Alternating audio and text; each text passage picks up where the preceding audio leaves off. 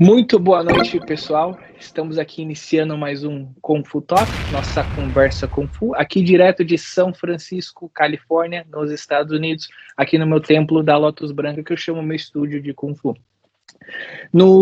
Esse é o último episódio da nossa segunda temporada do nosso podcast, né? E gostaria de pedir para vocês encarecidamente que, por favor, curte, compartilha, comenta, manda bastante positividades nos comentários, fala aqui pra gente quem que vocês gostariam de ver na nossa terceira temporada do nosso podcast no ano de 2025, o ano da serpente que está chegando aí, que acredito com muita benção para muita gente, né, dos nossos participantes, dos nossos amigos, da nossa família. Hoje eu estou aqui com o Silas, que vai ser o meu co-host para ajudar a apresentar esse podcast. Né? Muito boa noite, Silas. Boa noite, tudo bem? Boa noite a todos, bom dia, não sei em que lugar vocês estão no mundo, boa tarde quem estiver assistindo, acho que os de preferência os brasileiros, né, que treinam Kung Fu e amam Kung Fu vão estar vendo tudo aqui, e com certeza com a figura de peso que a gente trouxe hoje, com certeza ninguém vai querer perder, né? Hoje é um programa mais do que especial, porque eu estou aqui no meu ponto de vista, com muito respeito a todos os entrevistados que a gente já trouxe aqui, mas, assim, acho que por ter um carinho especial, por ser fã dessa pessoa, né, que acabou revolucionando a arte marcial no Brasil, impactando de diferentes linhagens, não interessa a linhagem, mas acabou impactando a vida de muitos jovens praticantes de artes marciais, que é o Grão-Mestre Amaral. Muito boa noite, Grão-Mestre. Boa noite, professor Silas, muito boa noite.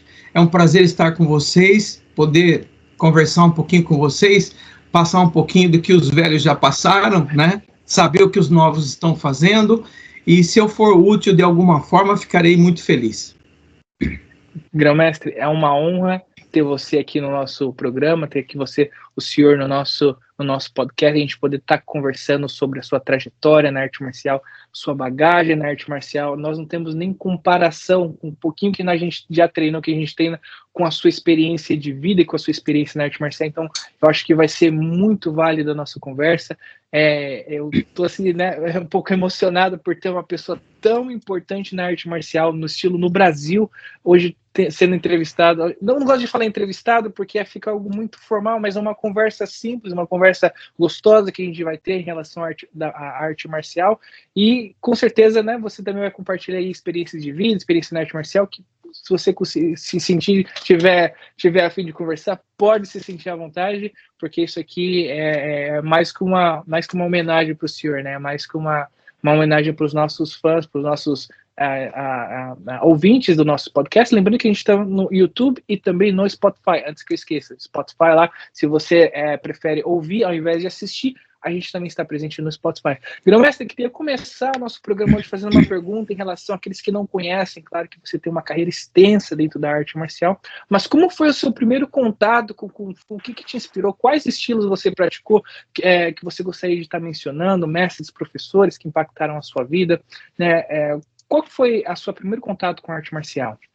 Isso. Primeiramente, pode me chamar de você mesmo, porque nós somos companheiros de vida, né? Um mais velho, outro mais novo, mas somos companheiros de vida. Esse é o ponto mais importante.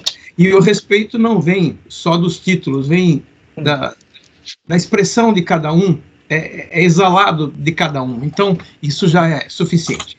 Então, meu primeiro contato com as artes marciais ocorreu por volta de 1965, né, que eu vivia numa cidade do interior e não se conhecia nada sobre arte marcial, nada. O primeiro filme que eu vi na vida, acho que foi Sansão, alguma coisa assim, ele usava uma certa força para fazer. Quando eu comecei a visitar uma colônia japonesa, e eu vi no quintal, na garagem lá do quintal onde eles treinavam, porque não havia academia, não tinha academia. Então a comunidade se reunia e tinha um lugarzinho que eles treinavam. Então eu consegui ir lá ver um treino, porque eu me interessava muito por japoneses, a língua japonesa, falava alguma coisinha, então eu consegui entrar num treino e falei, nossa, é isso aqui que eu quero lutar, né? Instintivamente a gente quer lutar.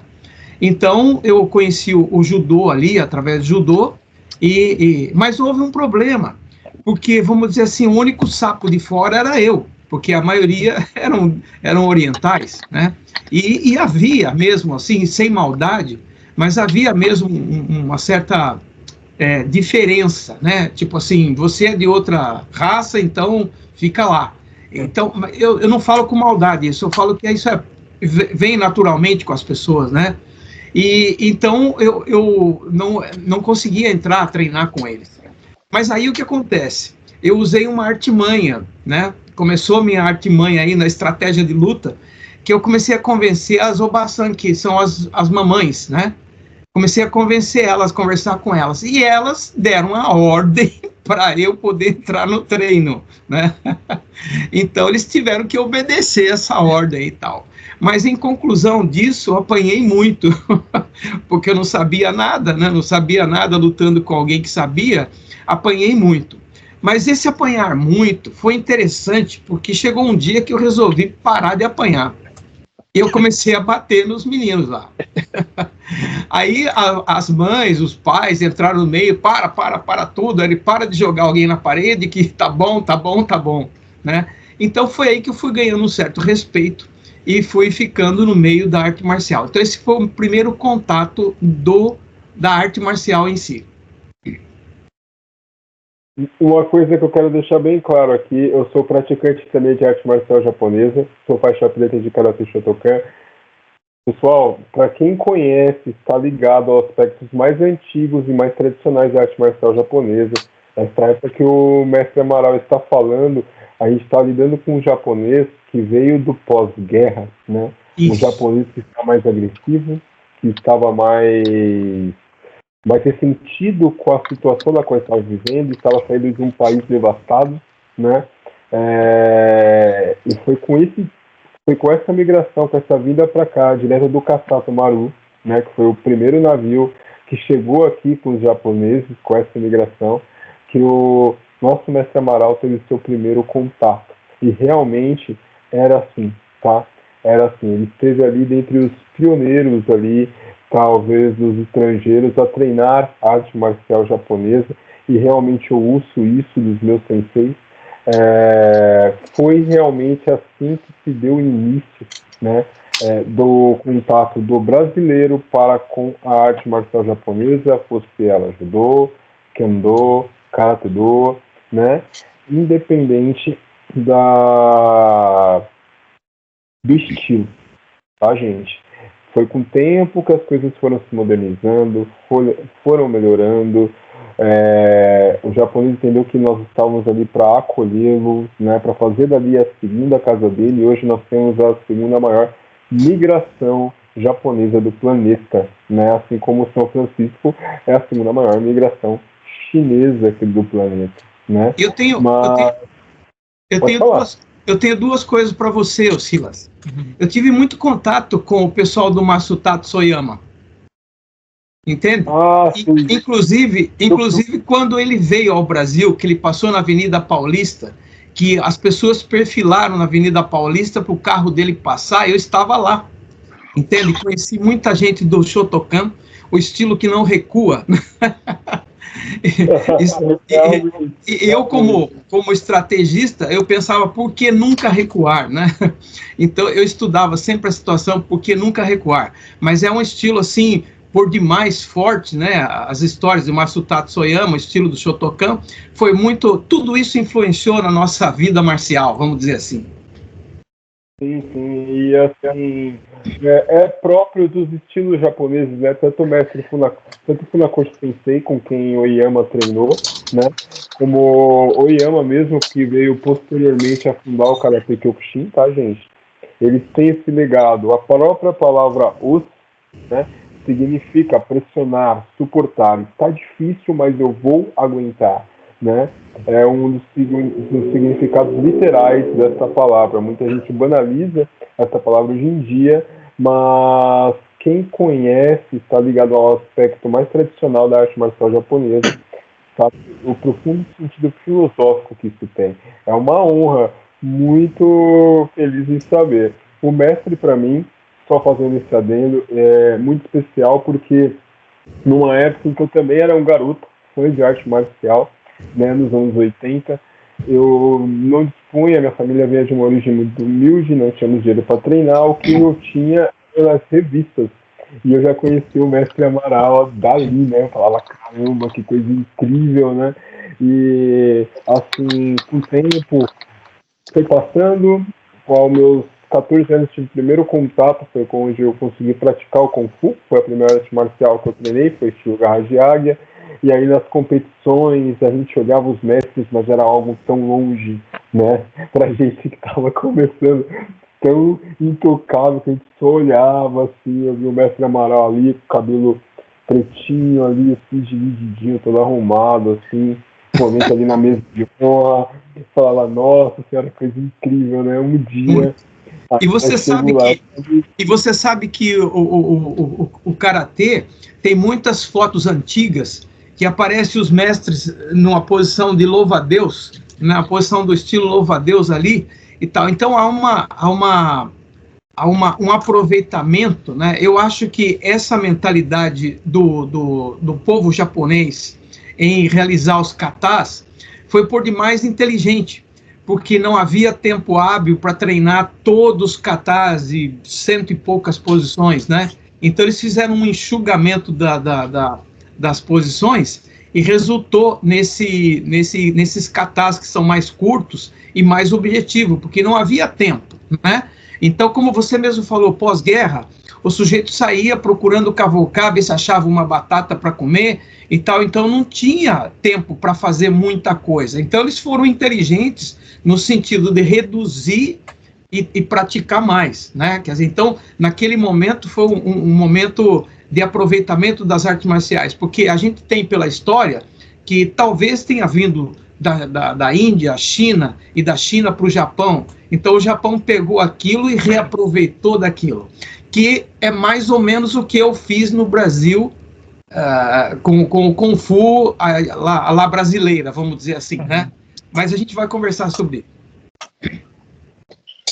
Aproveitando esse ensejo, então, mestre, como o senhor começou através das práticas japonesas, mas como o senhor chegou na prática chinesa? Como o senhor veio de fato até o seu primeiro contato com Kung Fu? Eu tinha um amigo, e esse amigo sabia que eu lutava judô, então ele falou assim, então vou te levar para você ver um treino, um treino que eu conheço aí e tal. E me levou para uma chácara, porque naquela época toda a influência chinesa era mal vista porque tinha a questão do comunismo, essas coisas todas, né? Então, não era bem visto essa situação. Então, os treinos eram feitos na chácara, no sítio, porque poderia ter uma influência e tal.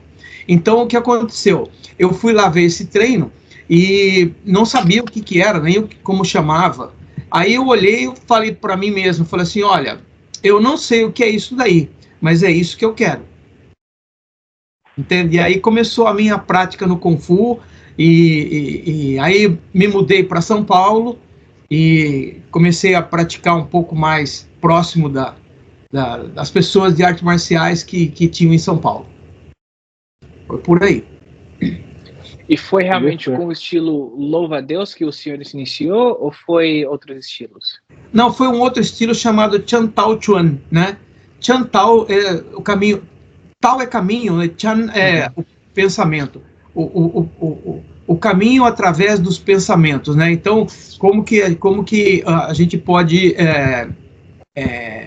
chegar lá através dos pensamentos? A proposta era muito boa, né? A proposta realmente foi muito boa e foi interessante começar dessa forma, mas logo depois eu acabei me interessando por um outro estilo, que é o estilo do louva-a-Deus, né? Até tem uma política aí bastante interessante. Eu sou muito grato a esse primeiro mestre que me introduziu no Kung Fu, então essa gratidão existe, sem dúvida nenhuma, para sempre, né? A gente não esquece esse encaminhar, né? Agora, por vários motivos, que depois eu posso transcorrer sobre isso, por vários motivos, nós tomamos um outro caminho. Às vezes um motivo comercial, às vezes um motivo pessoal, enfim, vários motivos acontecem com todos nós, né, na academia. Às vezes você não fica na academia que você ficou e tal. Muita gente até critica, fala, pô, mas você não reconhece o teu mestre? Não, eu reconheço o meu mestre, mas eu não sou obrigado a ficar eternamente com ele, porque eu tenho o meu caminho, você tem o seu, ele tem o dele. Então, a gente vai buscar. E a minha teoria era realmente buscar o meu caminho, e não simplesmente copiar um outro caminho.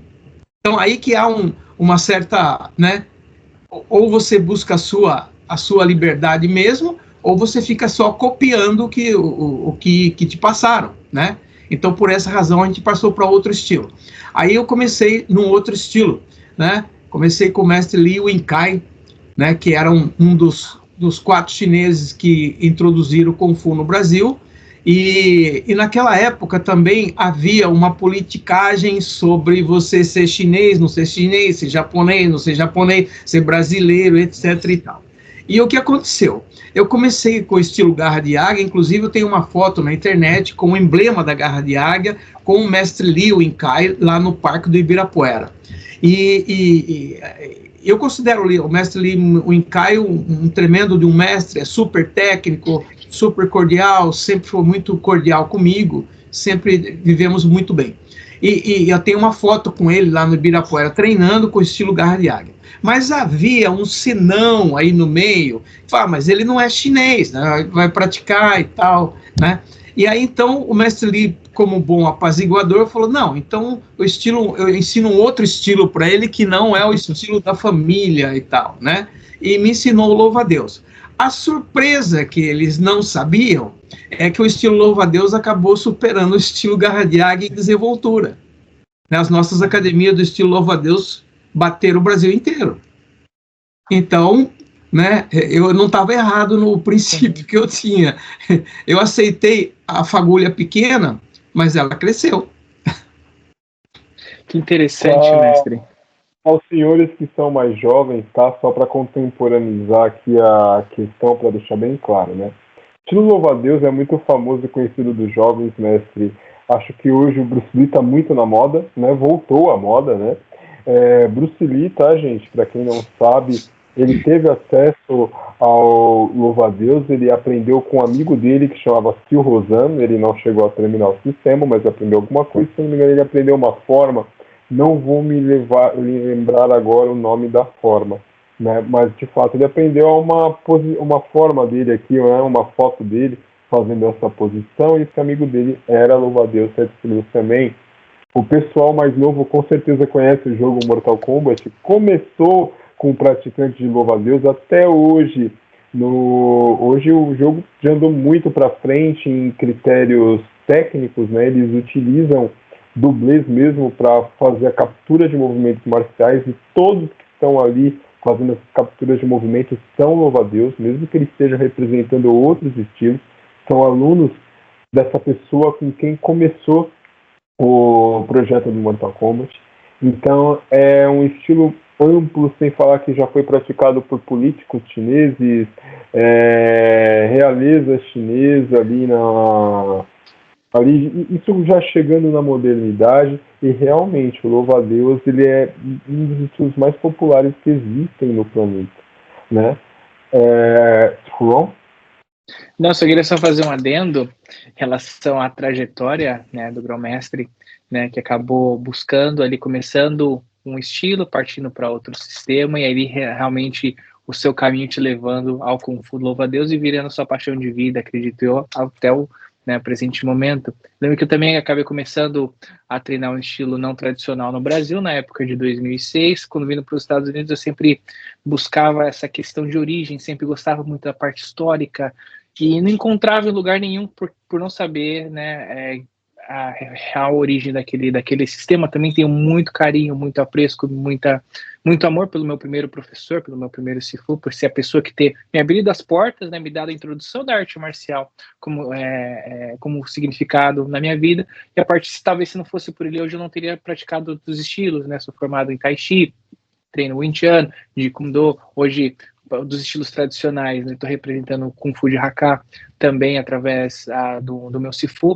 Então, assim, a gente vê como que um sistema, às vezes, uma pessoa influencia a gente na nossa vida numa determinada época e nos dá força para que a gente consiga realmente encontrar o verdadeiro caminho que no dia de amanhã vai estar influenciando a outras pessoas, outros praticantes, né? Olha só, o Grão-Mestre Amaral, né, conseguiu encontrar esse caminho e hoje influencia a gente se espelha nessa trajetória de vida, né, nesse profissionalismo que ele conseguiu publicar, divulgar o Kung Fu arte marcial independente de linhagem, né, no território nacional e também mundial, porque hoje eu estou nos Estados Unidos e mesmo estando nos Estados Unidos, a gente ouve falar do Grão-Mestre. Quem nunca viu, né, um podcast com o Grão-Mestre em outras plataformas famosas, como Tigres e Dragões, como Kung Fu em Foco e outras sucessivamente. Então, assim, a história do mestre, né, vai levando, tá gravada na internet, ele vai levando e vai divulgando e vai movendo, né, os corações de praticantes para nos dar força para continuar, né, no nosso treino, na nossa trajetória e utilizar como se fosse um incentivo de prática de vida.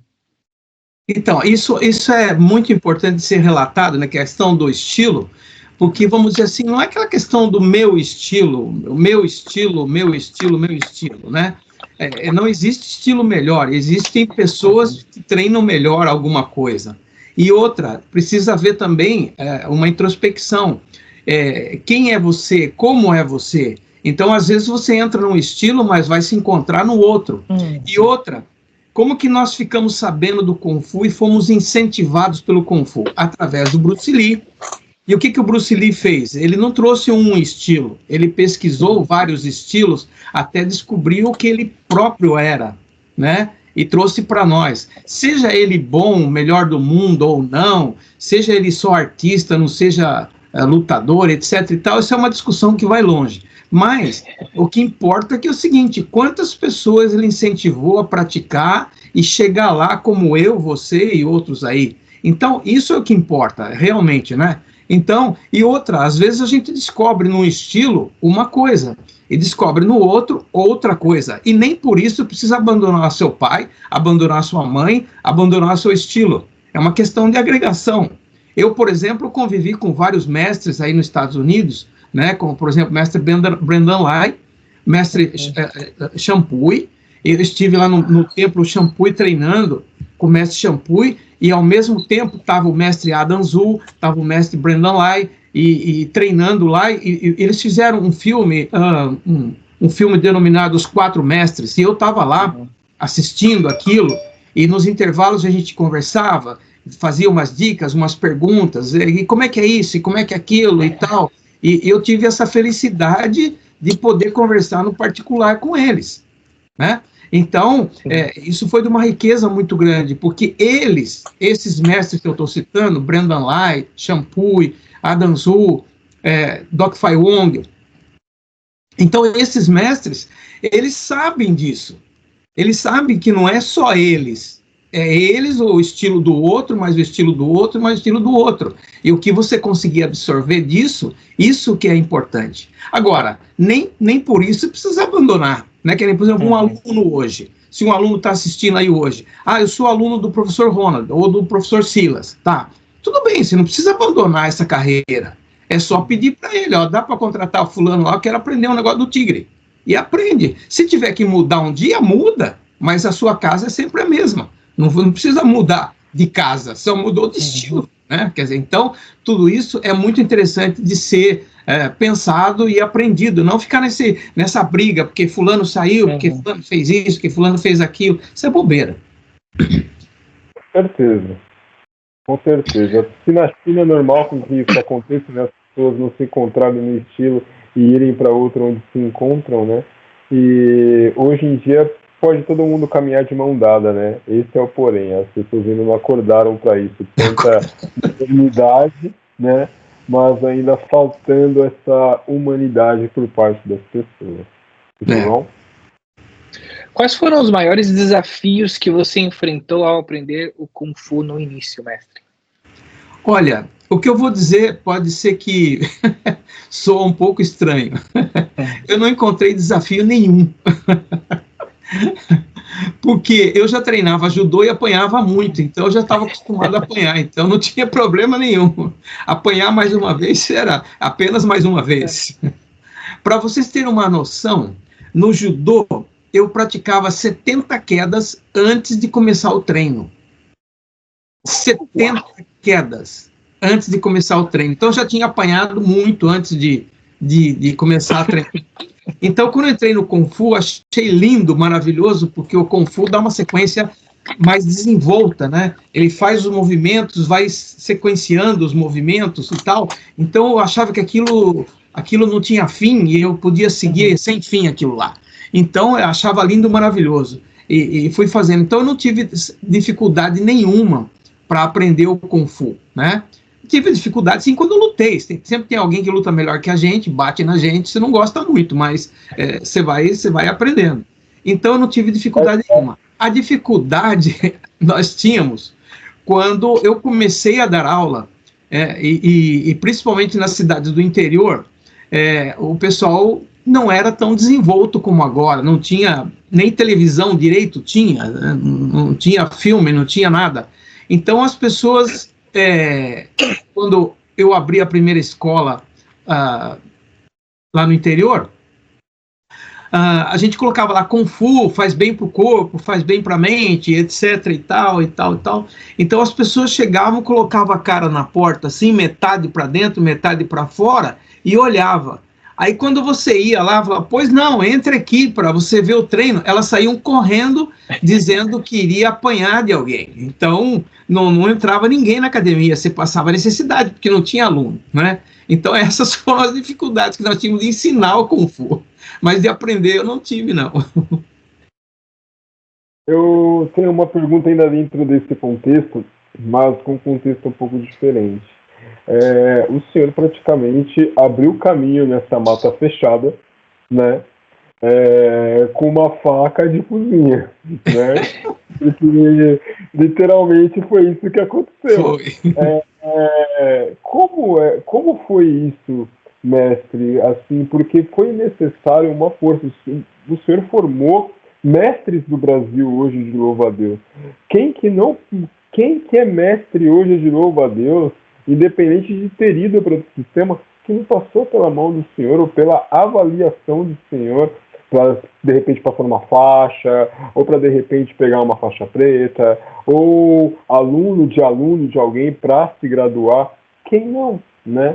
Aqui no Brasil hoje nós temos diversas linhagens de louva-a-Deus, mas antigamente era só 7 estrelas, né? O que se existia era 7 estrelas. Né? Hoje nós temos linhas que vêm do sul, nós temos diversas linhas dentro do louva-a-Deus João Lan, né? Como foi para o senhor dar início a isso, dar início também a campeonatos? Como foi tudo isso para o senhor? Então, era um desafio, como você disse, é um desafio muito grande, porque a população, existia um contexto aí filosófico religioso, né?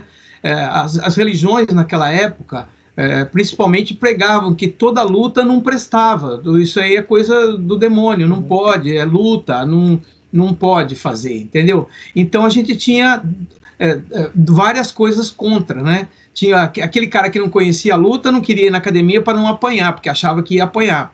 E outra que chegava em casa, falava para a mãe que queria entrar numa academia, a mãe falava que não, isso é coisa que não presta, isso não pode fazer e tal. Então nós tínhamos esse contexto religioso que evitava essa violência, mas eles não entendiam que essa violência podia ser muito bem controlada e dominada graças ao treinamento de Kung Fu, né? Então, o que eu fiz? Eu pegava aqueles alunos que vieram, que chegaram mais próximos, e eu começava a ensinar os valores, né? E valores que até então os pais não tinham, né? Como, por exemplo, tirar o sapato, entrar dentro de casa sem o sapato, né? Sentar, cruzar as pernas, esperar o outro falar. Então, esses valores que eu ensinava dentro da academia refletia nas famílias, né? Então, as pessoas começaram a falar assim, nossa, seu filho é tão educado. E o que aconteceu? Então, eu atuava como um complemento de educação baseado na filosofia japonesa, baseado no ensinamento chinês do estilo do Kung Fu, né? e na própria marcialidade, porque eu também já tinha uma certa idade, entrei no exército, fiquei um bom tempo no exército, então eu tive essa disciplina.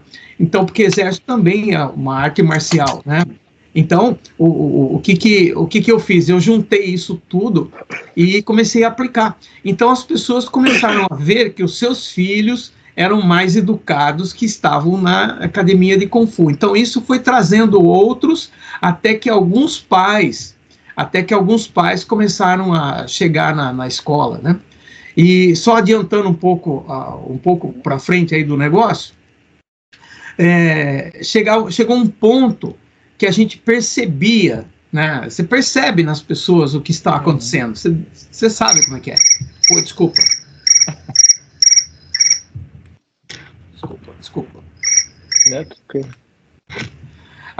Então você percebe um pouco o que acontecia. Então tinha muitos pais, no interior principalmente, que pegavam os filhos pela mão assim, chegava na academia e falava: quero colocar meu filho aqui na escola, que eu soube que é uma escola muito boa, não sei o quê, e ele é muito medroso. Aí eu, né, já era jovem, metido meio a sabichão também, a saber das coisas, aquela coisa, todo jovem passa por isso, né? Então, acredito que todos passam. Aí eu chamava o pai assim no cantinho e falava assim: o pai, o seu filho não é medroso, você é medroso. Aí ele falava: como assim? Falava: o filho copia o pai, né? Então, se você acha que ele é medroso e tal, eu me arrisquei, lógico, isso é serviço do psicólogo. Mas, aí o pai falava: pô, mas, falei, então, entra na academia, começa a treinar você, o seu filho vai ver que você encaminhou ele na academia. Seu filho vai ser grato pro resto da vida. Que o meu pai me levou para a academia, meu pai treinava junto comigo. Então, o pai começava a treinar. Dali a pouco, o filho desistia, o pai ficava na academia. Mas aí o pai trazia de volta e assim por diante. Então a batalha foi vencida assim aos poucos, né? Falando no imaginário das pessoas e com esse resultado que a gente tinha de as pessoas serem mais disciplinadas, mais ordeiras, mais respeitosas. Então isso tudo foi fazendo com que a gente fosse aumentando o nível de alunos e fosse vencendo essa barreira. A gente vê, mestre, que a arte marcial é um conjunto de informações e de disciplinas, né? Porque eu, por exemplo, quando era pequeno, minha vontade de aprender a arte marcial, o Kung Fu, era porque eu queria ouvir o Bruce Lee lá na TV, eu queria ser igual a dar aqueles pulos, aqueles chutes, bater em todo mundo. E quando você começa a praticar arte marcial, você vê que é um mundo muito maior do que aquilo, né? Que a parte da defesa pessoal, ela é apenas um pontinho no iceberg. O Mouduk, o Wudê em mandarim, que é a parte das virtudes marciais do estilo, ela é muito maior a filosofia de vida. Talvez, para que a gente que mora aqui nos Estados Unidos, mora em outros países, não se tenha uma violência igual no Brasil, nessa parte, embora já tenha sofrido também, já tenho tido que utilizar a parte da arte marcial para me defender aqui, mas às vezes você nunca vai precisar lutar fisicamente, mas utilizar das ferramentas psicológicas, morais da sua arte marcial, resiliência, virtudes, para que você possa estar utilizando no seu campo de profissional, como trabalho, escola, relacionamento, para que você consiga utilizar as ferramentas que você está sempre afiando, num âmbito mais profundo do que aquilo que a gente imagina. Porque a parte física, você ser um lutador, basta ali você treinar talvez um ano, você vê lutadores ali de MMA, que tem um trabalho físico de atleta muito bem estruturado, mas que são apenas lutadores. Mas quando a gente fala em relação a você ter que lutar contra você mesmo, contra o seu eu, contra o seu ego, contra as suas paixões e vícios, é uma luta muito mais profunda e muito mais forte, né, mestre? E aproveitando esse gancho que você falou da profundidade, vou dar uma pincelada da parte mais avançada do negócio, né? Um dia eu ganhei uma espada de um japonês em São Paulo, um japonês que tem uma rede de restaurantes bastante famosa. E esse japonês, ele é descendente de samurais. E ele me deu uma espada, e o valor da espada era bastante alto, era cerca de $4.000, mais ou menos. Mas o problema não é o preço da espada, o problema é a significação dessa espada, né? Então, depois, um outro dia, eu posso contar essa história com mais detalhe, que é longa a história. É uma história bonita também, que envolve drogas e um monte de outras coisas. Mas eu ganhei essa espada e eu tinha um mestre na Liberdade, em São Paulo, que era só da parte mental filosófica. Esse mestre tinha 82 anos na época.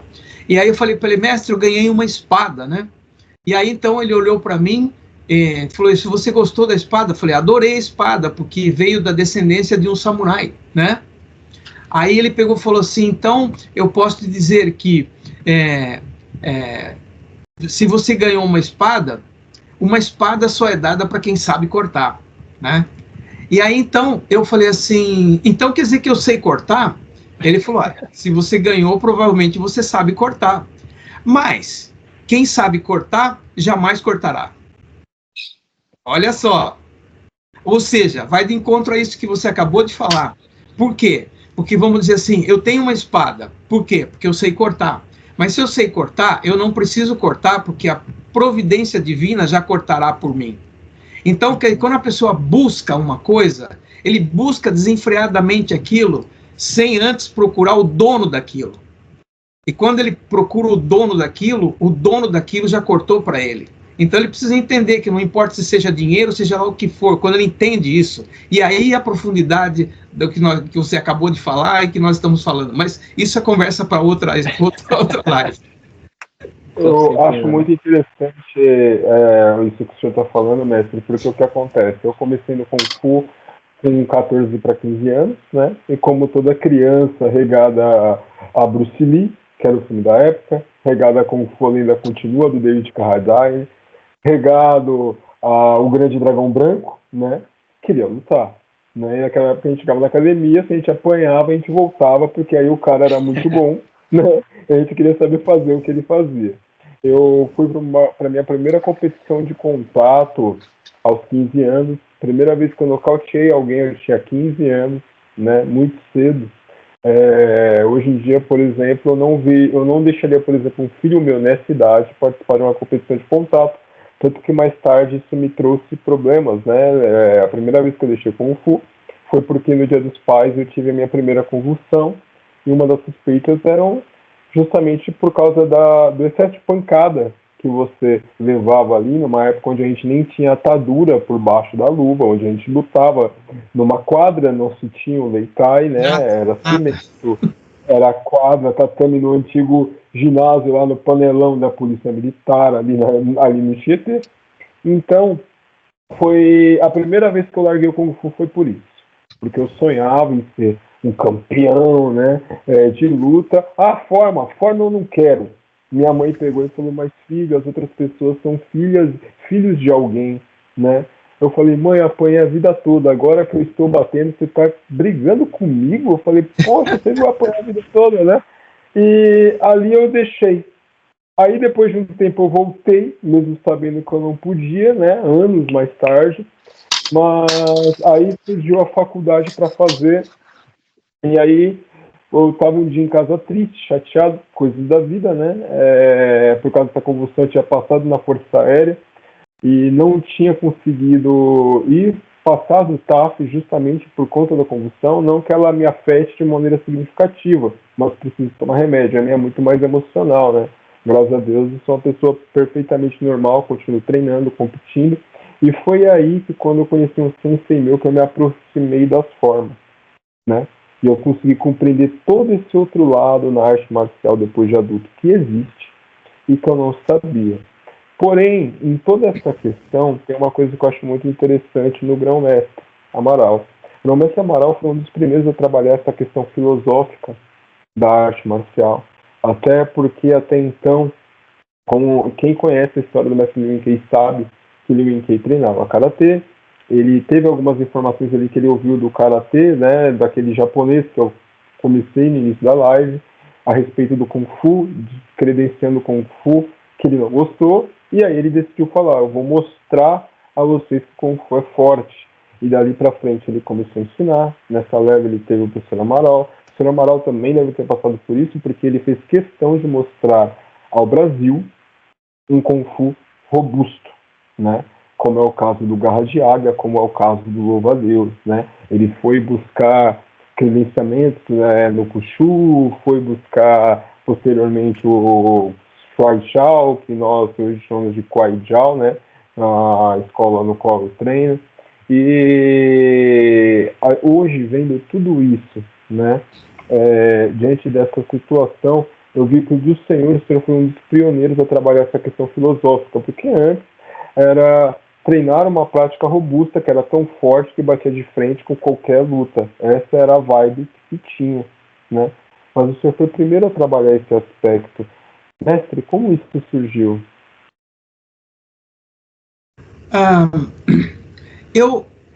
O meu próprio nome, a numerologia do meu nome, o primeiro nome, ele já remete a um nome grego e automaticamente já puxa por esse lado mais filosófico, vamos dizer assim, entendeu? Então eu acredito que deve ter uma influenciazinha do meu primeiro nome.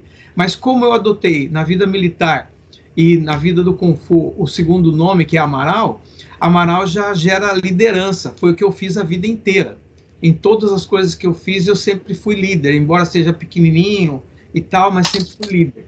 Então, surgiu assim. Então, eu já tenho em mim essa vontade de saber o que existe por lá de lá, o que é o céu, o que não é, para onde a gente vai depois que morre. Então, eu já fazia aquela pergunta, quem é você?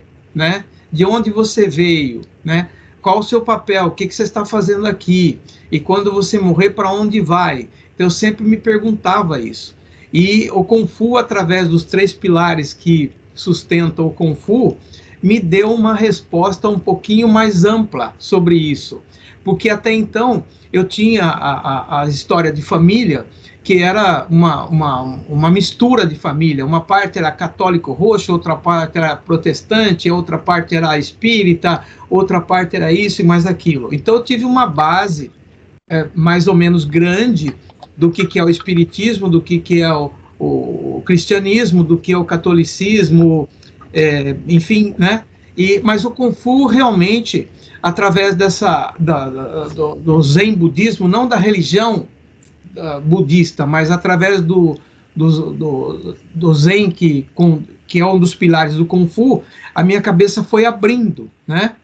Porque uma das principais instruções que eu recebi foi, né, eu não queria entrar nesse campo agora porque é um pouco mais elevado, mas é só para dar uma pincelada. Uma das principais questões que eu comecei aprendendo é que 1 é, 2 não é, 3 é e não é, 4 não é, nem é e não é. Então, o que é? Aí, para responder isso, demorou alguns anos. E aí, então, eu fui caminhando, e culminou nisso tudo que você citou aí. Caramba, que honra, né? É uma live realmente de outra propensão, né? É um outro nível, né? Vai dar chilique em alguém. Quantidade massiva, assim, de Kung Fu entrando na sua mente nesse momento. Não, realmente a gente está falando aqui uma parte muito estrutural da parte histórica, tanto da arte marcial japonesa, por termos 2 praticantes, né? Eu aqui estou aprendendo demais. Para mim, isso aqui está sendo uma aula maravilhosa, né? Com vocês falando sobre a história, que eu acho maravilhosa, a parte da arte marcial, parte filosófica, principalmente. Mas eu queria falar uma coisa, mestre, que é muito importante e que hoje a gente está se perdendo, a molecada, né? Os praticantes hoje em dia estão se perdendo, que é a tradição.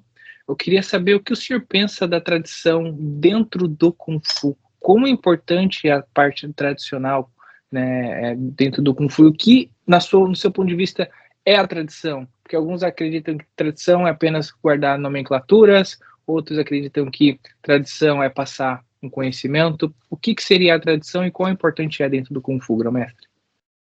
Eu não me julgo muito inteligente, entendeu? Mas sempre alguma coisa me falava na cabeça. Por que fazer isso, né? Então, eu via as tradições como, por exemplo, festa de São João, soltar fogos e tal, festa não sei do que, e mais festa não sei do que e tal, dá 3 batidinhas na madeira, isso que aquilo e tal.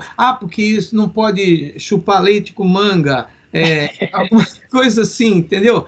Então, umas coisas assim que vai criando uma tradição e que eu posso colocar como tradição boa e tradição má, porque tradição boa é aquilo que realmente traz alguma coisa boa, né? E tradição má é aquilo que inventam, né? Que pegaram aquilo, que dá 3 batidinhas aqui acontece sem fundamento, né? Não existe um fundamento, uma explicação lógica para isso e tal. Então, nesse meio todo, eu ficava pesquisando o que é uma tradição boa, o que não é. Então, todos os povos, eu acredito, que têm as suas tradições. Infelizmente, o Brasil e alguns outros países são países ainda jovens, são países que não tiveram uma vivência tão ampla como China, a China tem uma quantidade de anos mais vividas do que nós aqui, né? Então, eles têm alguma coisinha a mais nesse sentido. Então, eu ficava pesquisando o que é essa tradição boa, tradição má. Bom, isso, a história vai longe se a gente comentar, né? Mas a conclusão que eu cheguei foi que é o seguinte, vamos olhar pela dignidade, né? Aquilo que é digno, né? O Buda falou que quando uma coisa é boa para você e é boa para os demais, ela é uma coisa boa. Se ela é uma coisa ruim para você e é ruim para os demais, ela é uma coisa ruim. Se eu pisar no teu pé, vai ser ruim para você. Se você pisar no meu, vai ser ruim para mim. Então, isso é um conhecimento bem claro dessa tradição. Então, se isso é uma tradição que é passada, então eu acredito que pode ser uma tradição muito boa. E a gente filtrar o que é uma tradição e o que é um costume local que algum Zé Ruela passou lá e ficou aquilo como tradição, e aquilo realmente não vai fazer bem para ninguém. Então, você tem que dar uma filtrada. Todo mundo tem uma capacidade de coisa. Por exemplo, na questão do ensinar o Kung Fu, as artes marciais. Antigamente, era ensinado, mas não em academias. Era ensinado tradição de família, né, tal. As boas maneiras e também como se defender, né, porque havia muitos maus elementos também na época, invasões e tal. Então, passava-se aquilo. E alguns mestres, algumas pessoas, já com uma certa idade, já não tinha tanta força para trabalhar, então ele ficava mais ensinando as crianças, as pessoas, sobre a arte marcial, como se defender, as posturas, a educação, etc. e tal. E elas não tinham muito como se sobreviver, não tinham o INSS delas. Então, elas tinham que sobreviver. Então, eles davam um envelopinho e a pessoa colocava a quantia que ela queria para ajudar o mestre a sobreviver, né? Então, aí que está a diferença entre mestre e discípulo e professor e aluno. Professor e aluno envolve dinheiro, academia, e que é lógico que haja uma mensalidade porque você tem que pagar aluguel e etc, etc, etc. Uhum. Mas, veja bem, há uma diferença muito grande. Se eu te dou um envelope e você põe a quantia que você quer, você põe $1, tudo bem, é $1 que você pode dar, tá ótimo. Mas você colocou o que você podia ou o que você achou que merecia. Mas a sua liberdade entrou em função aí. Então, esse tipo de tradição era para ajudar justamente aquela pessoa mais velha a sobreviver. Então, é uma coisa boa? Sim, é um jeito. Eu não quero dar dinheiro para você. Então, eu falo para você, vocês podem me ajudar a limpar a casa? Você vem ajudar a limpar a minha casa, eu te dou um dinheiro. Mas é porque eu não queria simplesmente dar um dinheiro, porque ao dar o dinheiro a você, você automaticamente ficou devedor para mim. Então, eu não quero isso. Uhum. Então, aí é que está. Então, a tradição, ela pode ser boa ou má, depende de como a gente pode escolher. A outra coisa seria a tradição da obediência, da obedecer aos pais e mães, a obedecer às regras. Por que tem muita gente que virou bandido hoje em dia? Porque não obedece às regras. Então tem que obedecer às regras. Então, a obediência. E o grande segredo da obediência é que um grande comandante só aprende a comandar se ele for um grande obedecedor. Então ele tem que primeiro aprender a obedecer, para depois ser liberado a poder comandar. Então, tudo isso podemos dizer que seja uma tradição boa, né? E, por último, vamos dizer assim, rapidamente falando, a tradição da gratidão, né? Porque a gratidão é uma chave importantíssima no universo. Alguma coisa trabalha através da gratidão. Então, se a gente pode passar isso aos filhos, aos professores, aos alunos, então, praticamente estamos lidando no topo da pirâmide. Muito bom, mestre, muito bom. Aproveitando dentro desse ensejo, mestre, louva a Deus. Quando falamos do Tom Long, né, principalmente o louva a Deus do Norte, a gente não tem como não falar de Wan Lan, né, que foi quem criou o sistema, mas dele vieram várias ramificações do sistema, né. Hoje aqui no Brasil nós temos 7 estrelas, que é o louva a Deus pelo qual o senhor começou. Nós temos o Meivoá, né, diversas linhagens. Existe alguma diferença, por exemplo, entre o que tem alguma característica marcante no louva-a-Deus 7 estrelas que o faz diferente por isso, tecnicamente falando? Olha, se eu falar alguma coisa assim, dá a impressão que eu estou selecionando o meu estilo, né? Que eu estou dando importância ao meu estilo. Mas não é bem isso. Diante da pergunta que você fez, eu posso observar o seguinte: eu conheci vários estilos de louva-a-Deus, né? Ao longo da minha trajetória aí nos Estados Unidos, eu pude conhecer várias ramificações do estilo louva-a-Deus e conversar com os mestres de uma forma particular, fora do tatame, né? Então, a gente teve bastante contato com isso. Eu não posso responder a fundo, porque também não treinei a fundo esses outros estilos, né? Eu conheci esses outros estilos justamente para ter uma concepção do que existia de louva-a-Deus, do que não existia, né? Então, por exemplo, o sistema Walum, que eu estive lá com o mestre Champui, ele tem uma característica muito interessante, muito parecida com o que é praticado do Wushu moderno, né, e tal. Mas, no fundo, eu vejo, para colocar um caráter geral, assim, né, eu vejo que é o seguinte: infelizmente, na China e no Brasil, em vários lugares do mundo, o ego fala mais alto, né? Então, o fulano fala, não, porque o meu estilo é o melhor, que veio da linhagem não sei de quem, né? Mas será que esse não sei de quem era uma pessoa boa ou era um maléfico que a gente não sabe quem é? Então, porque o meu estilo foi o primeiro a ver. Você pode ser o primeiro, mas pode não ser o melhor. Então, né, quer dizer, tipo, você foi o primeiro, mas não é o primeiro. Então, cada um tem o seu valor. Então, eu fui aprendendo a extrair esses ensinamentos. Então, eu acho que cada um tem o seu ponto alto. Cada um tem o seu ponto alto. No meu estilo, principalmente, o que eu mais gostei do meu estilo é justamente a ligação do Tai Chi, do estilo duro, né, com a ligação do Tai Chi, que também tem uma história de louva-a-Deus por trás dele. Então tem essa ramificação do Tai Chi, louva-a-Deus, e o louva-a-Deus duro, que é praticado da forma mais contundente, né? Então, no meu estilo, principalmente, o que mais me interessou foi justamente o contato das mãos e o rolar das mãos, que também tem no Wing Chun, tem outros estilos também e tal, né? E esse rolar das mãos, eu pude observar que ao longo dos anos, você cria uma percepção. Então, chega uma hora que você toca a pessoa e você não precisa olhar para a pessoa, você já sabe para onde ela vai.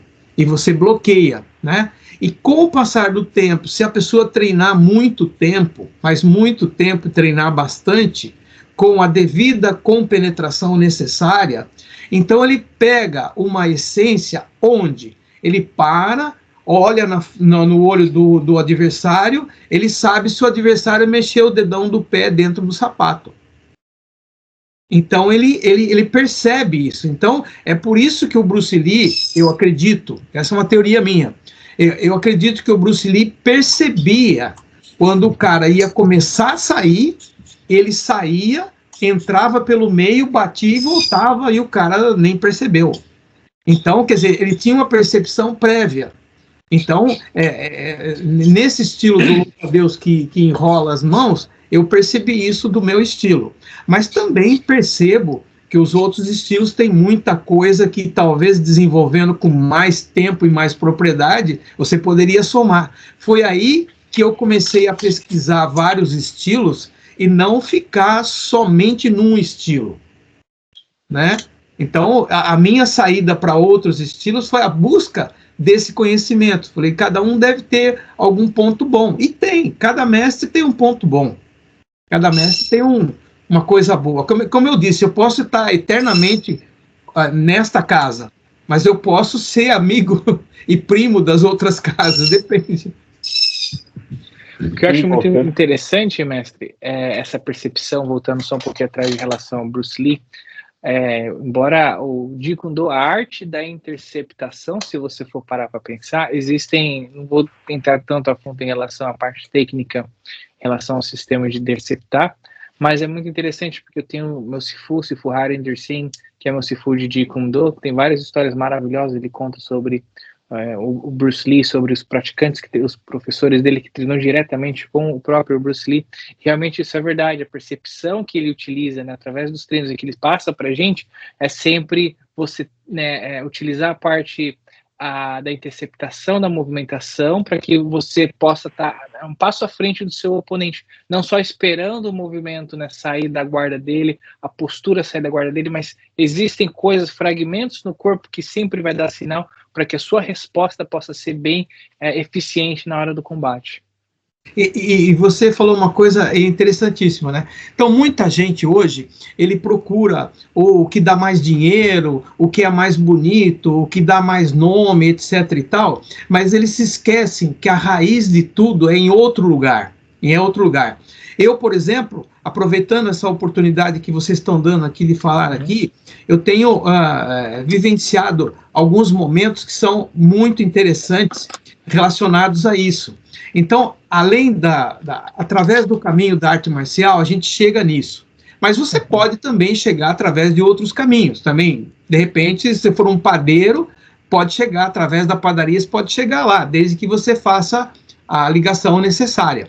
Então, eu tenho participado de algumas coisas e tenho sido muito grato ao universo justamente por essa percepção, né?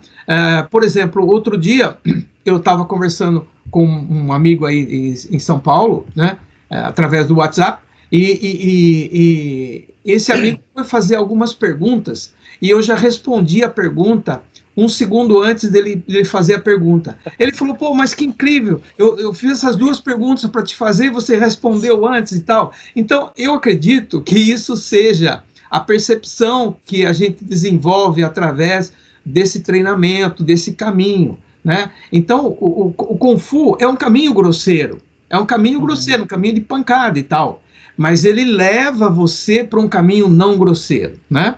E também, eu estive no Brasil agora, o mês passado, e eu estava lá, juntamente com um amigo, fazendo um determinado trabalho, e aquele dia, nós não levamos o lanche, não levamos nada, e a gente estava num local que não tinha. Aí eu falei para ele, puxa vida, eu gostaria de um café agora, né? Um café agora vai bem, né? E era um feriado, e o ambiente estava fechado, e aí o que acontece?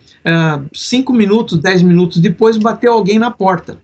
Aí ele foi ver, ele falou, não está previsto ninguém aqui hoje, é feriado, né? Aí foi lá o rapaz falou, nossa, eu fui trabalhar ali, fiz uma garrafa de café, e não tinha ninguém, eu acabei voltando, vocês não querem tomar um café? Aí ele olhou para mim e falou, pô, que boca, né? Você falou que queria um café há 5 minutos atrás. Então, o que as pessoas... A lei da atração. Então, quer dizer, quando as pessoas falam bobagem, a gente precisa tentar falar, fulano, a ideia é um pouco mais para lá, você tem que caminhar um pouco mais, caminha um pouco mais. Então, eu estou dando esses testemunhos porque comigo acontece frequentemente isso, e eu acredito que seja esse caminho que nós estamos conversando agora. Exatamente isso. Existe algum momento marcante na história do Kung Fu no Brasil que você considera crucial para o desenvolvimento da arte marcial? Sim. Evidentemente, eu percebo que todos os desenvolvimentos, tanto na arte marcial como em qualquer outro setor, ele se faz da união. Tem um ditado que diz: a união faz a força, e realmente é isso. E um dos maiores problemas que eu vejo no Brasil é a desunião. Então, dificilmente alguma coisa vai crescer. O que nós conseguimos em Kung Fu no Brasil foi um verdadeiro milagre, porque, vamos dizer assim, a desunião é bastante grande. Eu estou num país de primeiro mundo e eu vejo que todas as empresas aqui não têm um sócio, tem muitos sócios, então existe uma união muito grande, né? Então, infelizmente no Brasil ainda requer esse aprendizado da união, os professores, os mestres precisam. Então, evidentemente, a união e a fundação da federação foi crucial no desenvolvimento do Kung Fu. Mas tem um detalhe, né? Quando nós nos reunimos para fundar a primeira federação, nós não reunimos porque nós éramos bonzinhos, gostávamos um do outro e queria fazer a reunião, queria fundar a federação. A gente queria bater no outro, né? Tanto é que um dia eu estava na academia da Rua Augusta, quase esquina com a Paulista. Eu estava na academia da Rua Augusta e apareceu um grupo de chineses lá, que eu não vou citar o nome, que não precisa, hoje são meus amigos. E apareceram lá e eles queriam brigar comigo porque eu tinha na parede uma foto do mestre lá, quebrando coisas. E eles diziam que eu não era digno de colocar a foto do mestre deles, porque o mestre deles estava quebrando alguma coisa. Quando, na verdade, eu estava fazendo propaganda do mestre deles do quebramento, né? Mas eles queriam brigar comigo, né? E aí, então, nesse episódio, eu falei, bom, se vocês querem brigar, vocês estão no corredor. Estão 20 pessoas no corredor. Eu estou sozinho, mas estou com um tchaco na mão. Primeiro que entrar, vai tomar, né?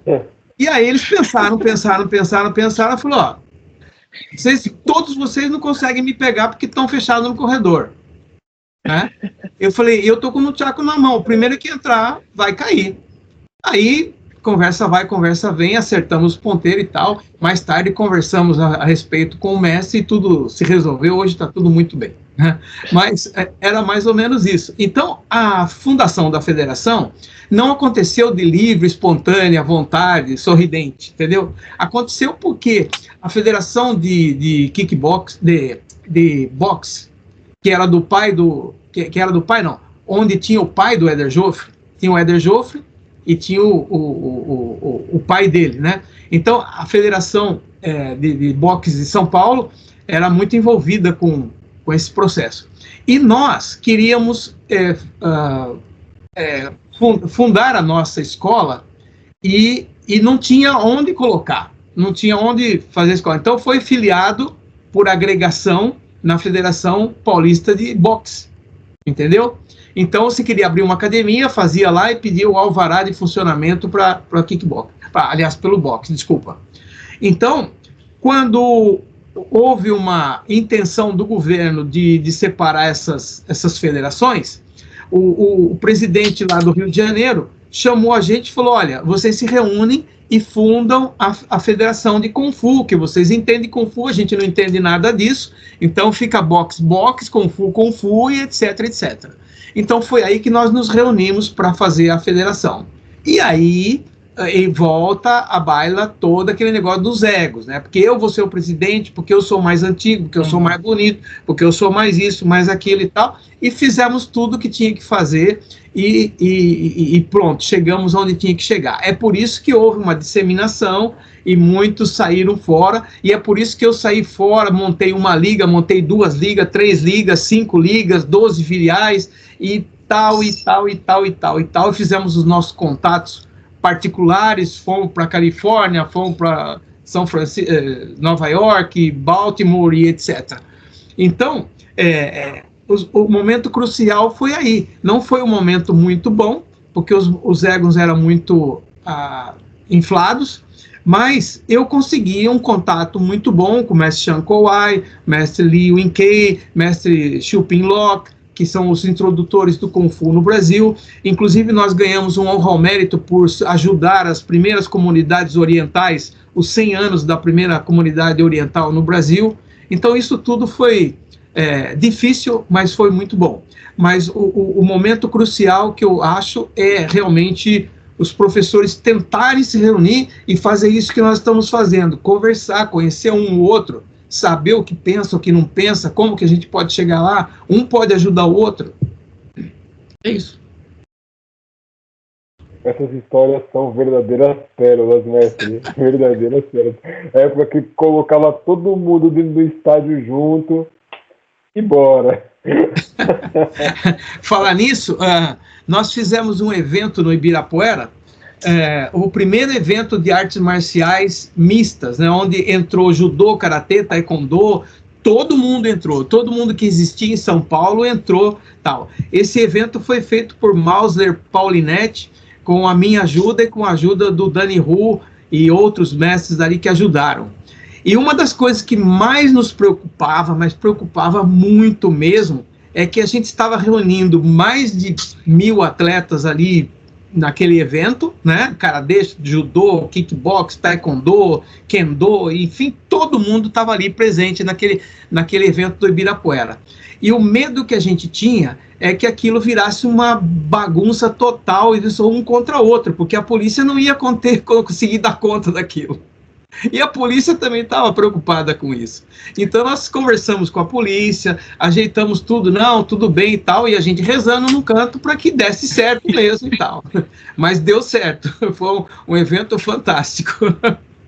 Os anos 90, coisa boa. Mas vamos lá. Mestre, ainda seguido dentro desse contexto tradicional, mas não entrando tanto na tradicionalidade assim, eu perguntei a respeito da característica do louva-a-Deus, né? Justamente porque hoje nós vemos muitas pessoas que falam assim, não, louva-a-Deus, a gente pode fazer esse movimento aqui, mas na hora de lutar a gente vai lutar aqui, né? Igual o samba.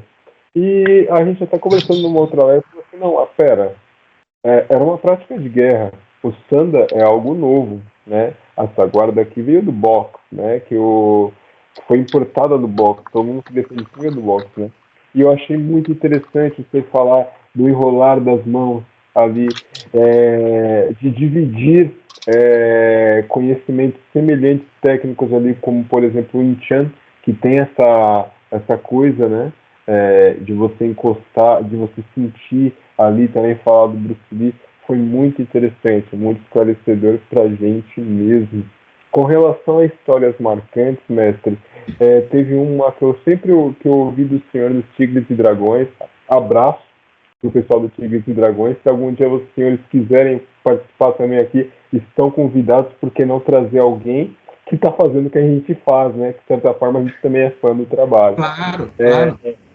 Uma história que o senhor falou de uma pessoa que começou a treinar com o senhor, eu gosto muito dessa história, queria que o senhor contasse bem de novo, e que era uma pessoa que estava muito triste porque ela tinha sido diagnosticada com problema, e aí o senhor falou, não, mas é assim, vai acabar, vai, então treina, coloca a roupa e vem treinar. Eu quero que o senhor, por gentileza, se o senhor puder, conta essa história aqui pra gente, nos presenteia com essa história. Deixa eu ver se eu entendi, você está falando de uma pessoa que estava doente, é isso? Isso. Sim, tá. Ok. Então, antes disso, vou falar um pouquinho sobre a questão da empunhadura, né? Eu observo que há um reflexo natural quando alguma coisa vem para cima de você, você faz assim ou se fecha e tal. Então, há uma reação praticamente natural de você proteger e tal, né? E mesmo quando você está tenso, né? Então, normalmente se fecha as mãos, né? O boxe usou isso, né, depois que algum monge já tinha utilizado isso. Então, o Kung Fu é uma mistura disso, né, trazer esse reflexo. Tanto é que toda vez que a gente faz um movimento de Kung Fu, a gente faz um movimento de Kung Fu, mas ele é recheado de pegada, né? Então, você dá o soco, mas, na verdade, você está abrindo e puxando, né, traz. Então, esse pegar e puxar também é natural. A criança, a primeira coisa que ela aprende é meu, e traz para ela, né? Então, é uma coisa praticamente natural. Então, eu acredito que os monges, eles foram... a gente acha que as universidades, os doutores, etc. e tal, têm a última palavra. Mas não. Às vezes você pega um monge que está lá no Himalaia, ele fala de genoma como se fosse alguém aqui da universidade, talvez com outro palavreado, mas ele sabe também as coisas, né? Então, o conhecimento não é só através do desenvolvimento acadêmico, ele é através da intuição e da comunicação que a pessoa tem com o cosmos, né? E assim vai. Então, agora, quanto a essa história que você falou, se é a que eu estou pensando, que tem várias histórias, mas a mim chegou uma pessoa, reduzindo, bem resumido, chegou uma pessoa e falou, olha, estou com um diagnóstico aqui, falando assim, bestamente, X91434, câncer do brabo, vai morrer em 6 meses. Aí você para e fala assim, o que eu respondo para uma pessoa dessa? Né? É a mesma coisa quando morre alguém, você fala, meus pêsames, o que vai falar mais? É complicado. Aí então, pensei um pouco, a intuição falou, manda ele treinar. Tá bom. Então eu falei para ele, olha, você vai precisar desse papel? Não. Peguei o papel, rasguei, joguei no lixo, falei, troca de roupa, vamos treinar. Mas eu vou morrer. Eu falei, eu também vou, pode ser que eu morra antes que você. Aí ele falou, bom, então vai, e foi treinar. E começamos devagarinho, treina devagar, que você vai morrer mesmo, então vai treinando devagar, né? Então, não vão morrer antes não, vamos devagar, sem apressar o negócio, né? E ali foi, tá? Passou 3 meses e tal, mas eu não vou voltar no médico? Não. Para que você vai voltar no médico? Para o médico falar, não, falta só 3 meses para você morrer, então, né, você vai voltar e tal. Aí passou 6 meses, acho que 7 meses passaram, ele falou, mas eu não vou voltar no médico? Eu falei, se você quer voltar no médico, você volta no médico. Para ele dizer assim, olha, já passou 1 mês que você tinha morrido, então a qualquer minuto você pode morrer. É isso que você quer ouvir? Aí ele voltou no médico. Aí o médico colocou ele numa máquina, colocou na outra, o cara não tem nada. Aí o médico falou, mas será que a máquina está funcionando? Colocou uma pessoa doente na máquina, a máquina acusou. Então, a máquina está funcionando. Então, aí o médico falou, olha, eu não acredito em milagre, mas se teve um, foi com você, você não tem mais nada. E ele disse que queria ver as filhas crescerem, queria ver os netinhos, né? E ele está vivo até hoje, já viu os netinhos nascerem. Que maravilha, hein, mestre? Interessante de ver que, claro, às vezes a gente acredita também no poder do divino, né? Independente de religião, às vezes a pessoa, como eu sou cristão, acredito em Deus, acredito que, né, existe essa parte espiritual também fazendo parte, mas se a gente não cuidar do nosso templo, que é o nosso corpo, né, com o exercício físico, com a prática, né, e simplesmente sentar e esperar a morte chegar, você vai acabar, né, indo mais cedo. Exatamente, exatamente. É isso que eu estava refletindo agora um pouco antes de nós conversarmos, que justamente, se você está encarnado, você tem que dar o duro aí, tem que ralar. E, ao mesmo tempo, pensar também na parte mental e espiritual. É um conjunto, não dá para um ficar fora do outro. Você vai ficar fora do outro só o dia que desencarnar. Então, enquanto está junto, tem que fazer as duas coisas juntas. Não tem jeito. Tem que ralar. Pode falar. Não, pode falar, eu ia partir para a próxima pergunta, mas pode fazer a conclusão. Eu acho interessante, fazendo a conclusão desse tema, que a gente só pensa em arte marcial hoje em dia, principalmente essa geração que está vindo. Não, mas eu consigo me defender, ou eu vou usar para me defender. As pessoas, elas banalizam muito essa questão de se defender, né? Como se defender fosse uma coisa que você faz num filme, porque você vai estar num momento tranquilo, você vai olhar aquele momento com calma, e você vai ter todo o controle da situação e não ver que aquilo parte de uma situação triste, ou não, eu vou aprender a ser simplesmente um ser humano diferente, um ser humano mais bravo, um super-humano, alguma coisa assim. A gente não vê que a principal batalha que a gente enfrenta da qual ninguém escapa é a morte. Então a arte marcial ajuda você a preservar o máximo de saúde que você puder. Se a gente for olhar tecnicamente, é a gama maior, e já que você quer uma batalha, né? Então, tá aí uma batalha. Treine, faça exercício, faça rotinas, faça formas, mas tente prolongar ao máximo a sua vida. Acho que esse é um dos maiores ganhos, né, da arte marcial, além também do sorriso no nosso rosto, dos amigos que a gente faz nesse meio, né? realmente, como o senhor disse, né, se ainda não houvesse tanto ego, já pensou quantos amigos a mais que nós não teríamos? Eu, pelo menos hoje, quando eu vou para competição, hoje já estou competindo formas, eu olho os meus, ali da minha categoria, eu já falo com todo mundo, já conheço todo mundo, já converso com todo mundo dá risada no término da categoria, e nem parece mais adversário, né? E a gente olha, às vezes, na categoria, o pessoal que está vindo mais embaixo, olhando para o outro, assim, né? A gente fala, eita, gente, vocês vão chegar aqui, e se vocês soubessem como era bom, vocês começavam isso agora. E o mais importante das artes marciais, a parte filosófica, é você compreender, né? Que quando a pessoa compreende, ele não teme a morte. Ele não teme a morte, né?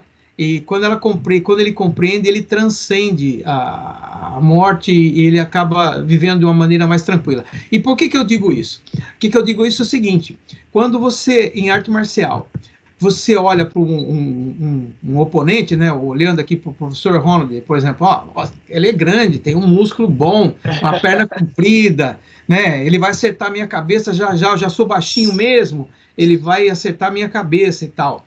Eu ocupei a minha mente 50% preocupado com o ataque do Ronald. Então, quanto que eu vou lutar contra ele? Só com 50%. O que eu acho que o Bruce Lee fazia e que os mestres fazem? Eles não se preocupam com o outro, com o ataque do outro. Ele se preocupa com o que ele pode fazer. A mente dele é 100% no que ele faz e não no que o outro poderia fazer. Eis aí um segredo. As pessoas ficam preocupadas com o outro, né? Eu posso me preocupar com o outro socialmente, mas em termos de luta, eu estou usando a HD da minha cabeça para processar 50% no que ele pode fazer. Mas o que me interessa o que ele pode fazer se eu faço mais rápido do que eu tenho que fazer? Era o que o Bruce Lee fazia. Bruce Lee batia antes. Não importa o que você vai fazer. Lembra da conversa que nós falamos? Né? Quem tem uma espada sabe cortar. Quem sabe cortar jamais cortará. Então a mesma coisa funciona aí também. Então, quer dizer, não importa o que você vai fazer. Eu sei o que eu vou fazer. Eu gasto 100% da minha força em cima do que eu vou fazer. Não do que você pode fazer. E aí a pessoa fala, eu quero ser um campeão, mas não sabe como ser campeão. As pessoas entram no ringue hoje e treinam, bate, esquiva, bate, esquiva, bate, esquiva, mas ninguém pensa. Ou se pensam, são muito poucos, né? Então, por exemplo, só para ilustrar um pouquinho, né? Por exemplo, quem daqui está preocupado em como pegar a perna de uma pessoa? Um cara que chuta bem. Qual a resposta para isso? Como você vai fazer para chegar lá? Isso foi o que me perguntaram quando o meu aluno ganhou aí no campeonato da Califórnia. Né? Aí no campeonato da Califórnia eles perguntaram para mim, como que o nosso aluno perdeu? Olha a pergunta deles. Como que o nosso aluno perdeu? Eu falei assim, eu posso falar como o meu ganhou. E o meu ganhou envolve certas nuances que fogem um pouco do contexto técnico. Por quê? Porque foge um pouco do contexto técnico, é justamente isso que eu estou falando. Se o cara chuta bem, eu já analisei o meu adversário, ele chuta muito bem, então como que eu posso pegar a perna dele? Responda isso para mim. Se você responder isso, você ganha a luta. Puxa vida, é muito conhecimento, que coisas assim que a gente às vezes, né, jamais ia passar na nossa cabeça de realmente tá pensando sobre essas questões, né? Coisas simples. Sim, com certeza. Simples e que funciona, né? Funciona. Se for olhar por essa competição, né, eu tive muita sorte, porque na nossa escola, grão-mestre, é o meu Sifu, né? Como ela está no início, sou eu, mas um Sifu, né, e um colega de treino, então 5, né, mas no meu preparo, eu tive essas 4 pessoas ali por trás de mim, Silas faça isso, Silas faça isso, Silas faça aquilo outro, e eu tive resultados positivos, né, nessas competições da qual eu participei, e eu digo que, assim, eu sempre estava mais preocupado com o que eu ia fazer ali em cima, né, do que com a forma que os meus oponentes iam fazer, até porque eu não sabia, estava mais preocupado em tentar cumprir da maneira mais correta possível, né, e fazer as correções para que eu pudesse ali estar representando bem o meu Sifu e a minha escola, né? Tanto que nós temos um episódio do meu Sifu, tem um vídeo nosso que a gente está no estacionamento, a gente saiu do Campeonato Paulista, então, isso daqui você corrige. Então, eu estava pensando em outra competição, chegar lá, a única coisa que eu vou pensar é, isso daqui eu preciso corrigir, eu vou treinar em cima disso. Não olhava o resto. Eu só não esperava que ia acabar como acabou, né? Mas eu não quero me alongar muito nisso, porque eu vou acabar fugindo do contexto da conversa aqui de vocês. Mas é o seguinte, esse é um grande caminho para conter a raiva, porque você não pode responder por raiva. Aliás, você não pode ser reativo, você tem que ser ativo, né? Então, quando a gente consegue entender isso, então você não pensa mais. E um dos grandes problemas hoje mundiais, é que as pessoas estão preocupadas com o negativo. Ela deixa de produzir o produtivo.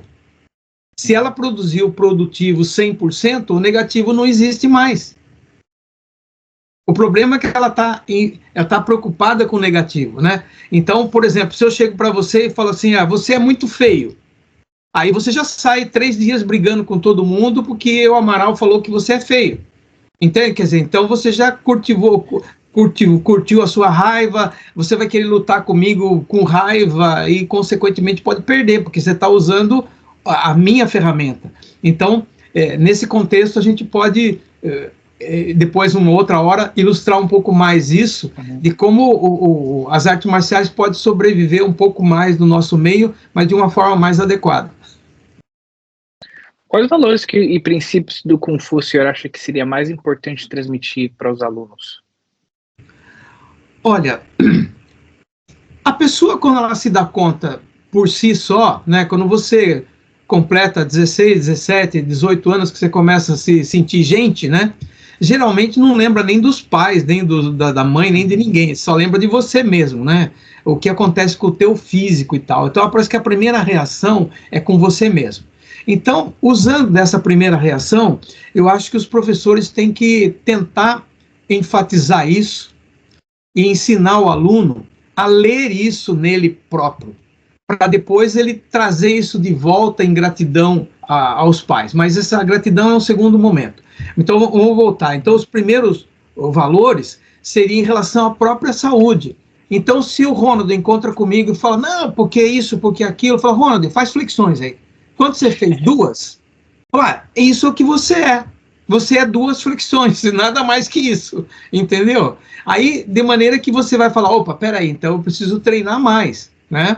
Então, você vai fazer um batimento de braço comigo. Aí, doeu o seu braço, fala, você precisa treinar mais. Então, em primeiro ponto, trazer para a saúde, onde vai evitar o ingerir drogas, vai evitar maus costumes, evitar péssimos lugares. Então, preservação da saúde dele. Então, acho que o professor tem que tentar dialogar com o aluno nesse sentido, de fazer o aluno trocar com ele nesse sentido dos valores. O segundo, que seria o primeiro, né, seria os valores sociais, principalmente os valores de família, né? Trazer um respeito, chegar, bom dia, boa tarde, como é que foi o seu dia hoje, como é que é, ouvir primeiro, falar depois e tal, né? Então, quer dizer, trazer esses valores para as pessoas e depois começar a colocar isso para fora, né? Se chega uma pessoa agressiva e fala com você, primeiro recebe essa pessoa, ouça por que ele está agressivo, tal, para depois você tomar uma outra atitude, né? Então, acho que os professores podem muito bem ajudar os alunos nesse sentido, e esses alunos vão se autodescobrindo, né? Então, esses alunos vão vingar de alguma forma, eles vão acabar sendo pessoas boas. Alguns se perdem pelo meio do caminho, mas vão saber. E num outro momento, já começar a explicar sobre a questão de regras, que o mundo é feito de regras, precisa aprender a obedecer, por que ele vai obedecer? Por causa disso. Eu tinha um aluno na Consolação que ele tinha uma certa ideologia, aí não vamos colocar nome nelas, né? Tinha uma certa ideologia aí. E ele era barbudo, assim, carrancudo, não falava bom dia para ninguém, e tinha o jeitão dele assim, né, esquisito, vamos dizer assim, não porque você é barbudo, você é esquisito, você é muito bonito, ô Roland. Obrigado, mas ele era o barbudo rústico, né, tipo rústico. Então ele não queria treinar com ninguém, ele não se dava com ninguém, aí eu fazia um quadradinho lá no canto e falava para ele, vai lá e treina lá, a hora que você quiser você me chama. E ele ficou treinando lá e tal, foi aprendendo, mas tem que treinar em conjunto alguma hora, né? E até teve um dia que ele foi fazer uma luta e o rapaz que lutou com ele bateu, derrubou, ele ficou meio tonto, caiu no chão, né? Aí eu deixei, fui até lá, olhei para ele, vi que estava tudo bem, ele só estava um pouco tonto, né? Aí eu falei para ele, fulano, você admite que o outro fulano aqui é melhor que você, que ele ganhou a luta? Você está no céu, você morreu. Aí ele olhou para mim, eu admito que ele é bom. Eu falei, então, é assim, você tem que entender isso e lutar com calma, não é assim, querendo bater em todo mundo, destruir todo mundo e tal. Então, aquele aluno, ele tinha problema em obedecer as regras e tal, mas acabou obedecendo. E também pregar muito a questão dos valores que a gente sabe que são valores eternos, né? A água molha, o fogo queima, o vento venta. Dignidade, respeito, honradez, justiça, né? E principalmente ensinar a servir, né? Que nós estamos neste mundo para servir a si próprio, como eu disse, em primeiro lugar a tua saúde e em segundo lugar atender o outro, né? Então, eu acho que os professores têm que trabalhar muito em cima disso, e eu tenho a certeza que esses professores terão não só alunos, como terão amigos do mundo todo que vão realmente colocar isso como uma excelente qualidade e realmente pode fazer as artes marciais terem um bom destaque na sociedade.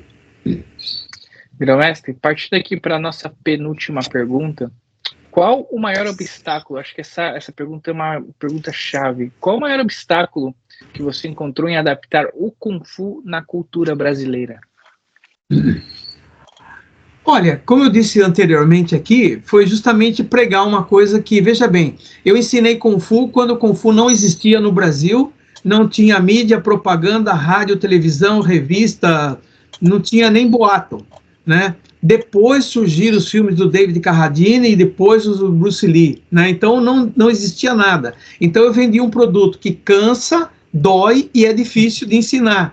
Então isso contradiz qualquer teoria de administração de empresa. Então um produto que cansa, dói e é difícil de ensinar, como é que você vai funcionar com isso? E eu funcionei 45 anos na Consolação sem problema algum. Então não tive problema nenhum ali na Consolação. Então, vamos dizer assim, a dificuldade de ensinar foi que no começo o produto não tinha como explicar esse produto para a sociedade. E um outro problema que eu encontrava era que as pessoas tinham muita dificuldade em aprender um kata, por exemplo, um kati, uma forma, né? Tinha muita dificuldade de aprender, porque isso não fazia parte do contexto deles, aprender uma sequência. Só as meninas que faziam dança, que aprendiam uma sequência de música, né? E tal. Então, esses foram os dois primeiros dificuldades de ensinar o Kung Fu no Brasil. Mas, através dessa insistência, da persistência, da perseverança, nós conseguimos implantar essa prática aí no Brasil. Então, esse foi como é que se diz? Os obstáculos, o desafio que nós tínhamos de fazer. Hoje em dia, eu vejo que o desafio está na geração, né? Vocês mesmos são de uma outra geração e não tem culpa. Não sei se vocês são de geração cristal, geração boomer,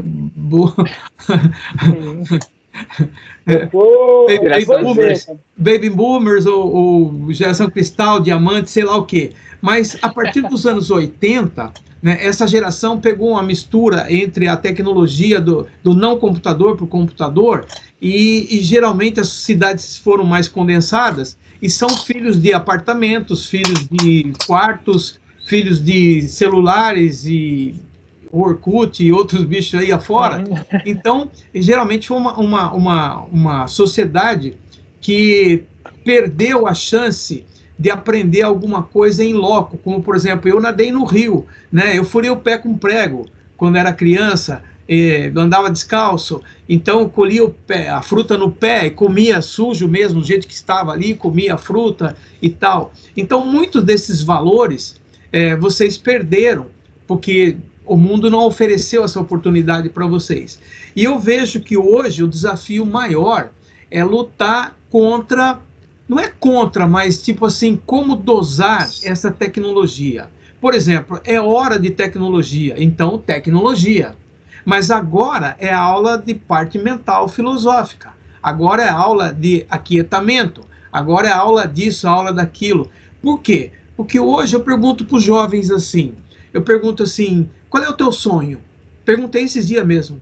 Ah, não, a gente não tem sonho não, eu vou fazer tal coisa que está dando muito dinheiro, e estão fazendo isso, aquilo lá. Então a pessoa nem sonha mais, né? Não tem um sonho, não tem uma antessala do que ele vai fazer. Então, eu acho que a dificuldade hoje é vencer isso, e também requer uma outra live para a gente poder dissertar um pouco mais sobre isso. Sempre bem-vindo, Grão-Mestre. Sempre bem-vindo. A gente já está anotando aqui que a gente vai perguntar na próxima live. Na próxima temporada. Partindo agora para o último, né, para a última pergunta, que conselho você daria à próxima geração de mestres, professores e praticantes de Kung Fu no Brasil? Os professores, eu acredito que eles precisam vencer essa barreira que eu acabei de falar. Lembre-se que vocês nasceram liderados por algumas pessoas de ideologias duvidosas, e que tem muita coisa que precisa ser filtrada. Então, os professores aprender a filtrar no que apareceu. Não importa se o teu pai era bêbado, não importa se o teu professor era ideológico de uma determinada linha, não importa. Importa que você é um cara inteligente e você sabe filtrar. Filtre isso tudo, veja pelo caminho do bem, pelo caminho da verdade, pelo caminho da dignidade, por todas essas coisas que nós acabamos de falar aqui, entendeu? Então, os professores ir mais a fundo nisso, e ver que o caminho da arte marcial não é o único, você pode atingir por qualquer outro caminho, mas vai a fundo, porque o que eu estou vendo hoje é o que se falava antigamente na filosofia hinduísta, né? Que muito de nós come o mastigado. Alguém mastigou, pegou a papinha, pôs na sua boca, falou engole, e você está engolindo até hoje. Então, vê os professores que, como que eu saio disso? Como que eu posso pegar uma comida limpa e colocar na minha boca, que não seja cópia, que não seja simplesmente copiar? E será que ganhar dinheiro é o que vai me deixar feliz? E tal. Então, os professores ir mais a fundo. E uma forma de ir mais a fundo é entrar na arte marcial a fundo mesmo. A fundo mesmo. Vamos fazer um desafio? Vamos. Vamos lá, vamos fazer um desafio. Vai tomar um soco no estômago? Vai tomar um soco no estômago, ver o que dá. Então, vamos lá, vamos devagarinho, vamos treinar, vamos ver se isso chega lá. Então, precisa. Hoje, chegou o absurdo. Se a gente pegar a energia do Kung Fu e curar alguém, como aconteceu recentemente, depois eu posso voltar sobre isso, como aconteceu recentemente, de a pessoa ser curada com a energia que você pratica no tigre, aí, a energia, né? Você pega essa energia e coloca numa pessoa, a pessoa é curada, e as pessoas dizem, não, ele tem coisa com o bicho lá, ele é da macumba, ele é não sei o que, etc e tal.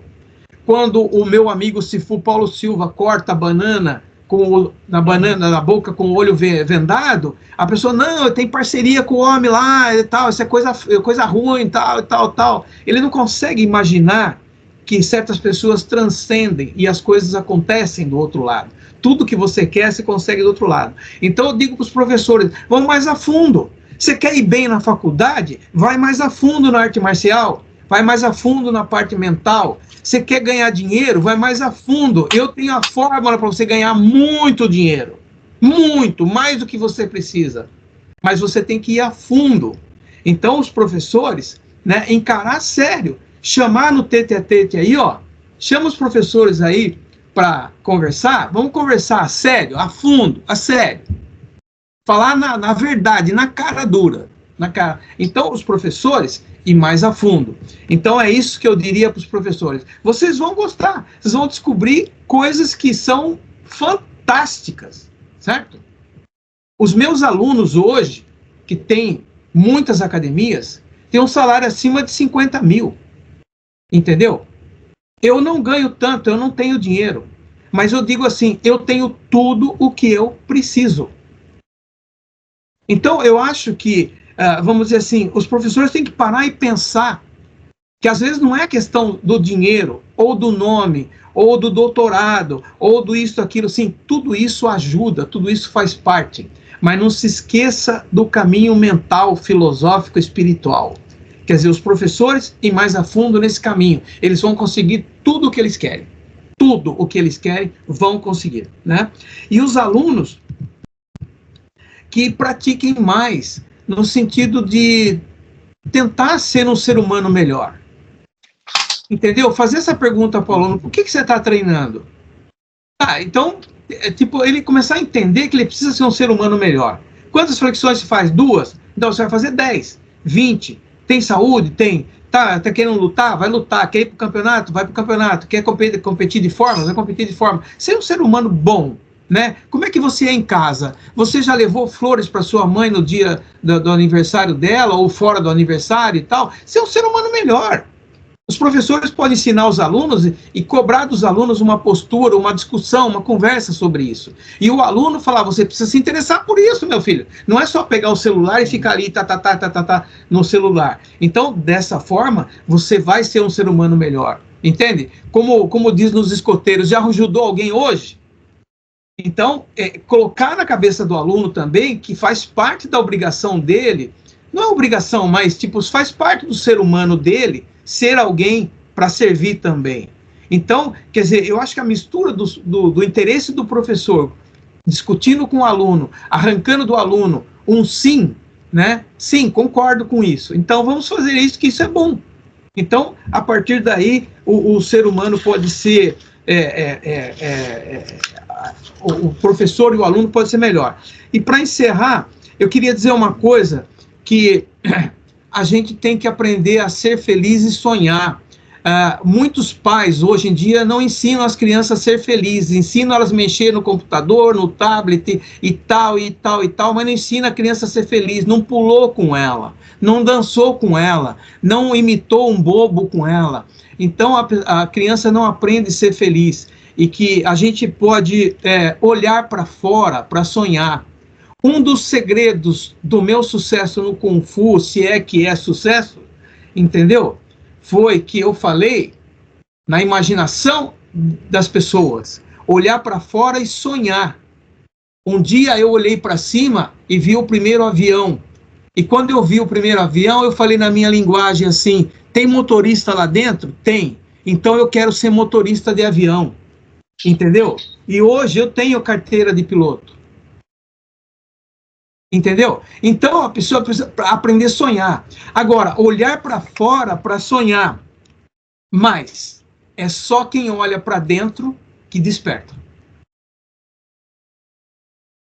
O propósito da vida é acender uma luz na escuridão.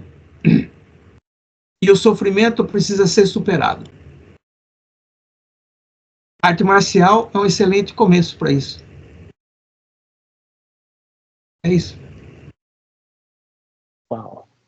Realmente, mestre, foi mais do que uma palestra, foi mais do que um seminário, foi ensinamentos que, com certeza, quem, né, assiste o nosso programa vai levar para o resto da vida, independente de estilo, de linhagem, de qualquer filosofia de vida, é um aprendizado maravilhoso. Eu queria agradecer grandemente a sua participação. Obrigado por ter tomado o seu tempo, por ter participado aqui conosco, por ter nos dado essa atenção tão maravilhosa, por ter compartilhado histórias, né, de vida, ensinamentos de vida, em que com certeza a gente vai guardar no nosso coração. Vou reassistir esse podcast várias vezes para conseguir fazer anotações. Eu sempre faço isso com os meus participantes, para conseguir absorver, porque cada pessoa tem algo bonito para estar compartilhando. Ainda mais uma pessoa com uma bagagem tão grande dentro da arte marcial. Eu queria te agradecer, né, nesse momento por essa oportunidade, e queria te dar esses momentos finais para, caso você quiser, não sei se o senhor ainda está dando aula, ainda tem algum projeto para 2025 que você gostaria de anunciar, alguma coisa a mais que o senhor gostaria de estar falando em relação ao nosso final do nosso programa? A minha fala agora é só em gratidão a vocês, né? Muita gratidão a vocês, muito simpáticos, sabe, conversando com a gente assim de uma maneira quase que em casa, né?